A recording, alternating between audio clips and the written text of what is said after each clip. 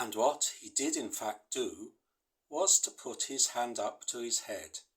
His long hair wasn't tied up in any special way, but just hung loose, and pulled out a piece of rolled up paper that looked a little bit like half a cigarette. Then he opened this little scroll of paper and began reading aloud from it. I was surprised that his voice really was the voice of a child, but as he read it became clear to me that he was reading a tantra.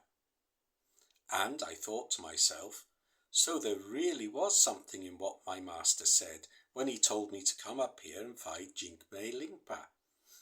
The words he was reading were all about the 4 lights of Toggyal.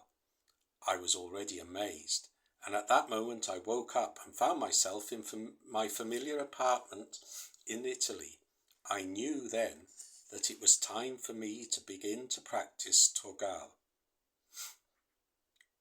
Signs of this kind often manifest from one's own clarity when one's master is not present to give instructions or advice in person. But it is important not to confuse fantasy with real clarity. Fantasy is impure vision and arises from karmic traces in the conditioned stream of consciousness of the individual, whereas clarity is a manifestation of pure vision. To begin the practice of Toggyal prematurely or at the wrong time without sufficient development of Trechut will certainly cause serious obstacles on the path.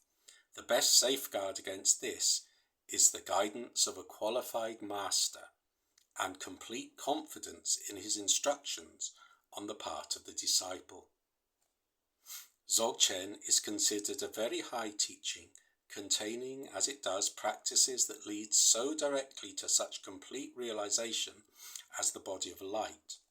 Indeed, no one in any of the Buddhist schools denies that Dzogchen is a high teaching, even the highest, but what they do say is that it is too high, in fact beyond the capacity of ordinary people, and they speak of it almost as if it were only to be practiced by realized beings. But if a being is truly realized, he or she has no need of a path at all.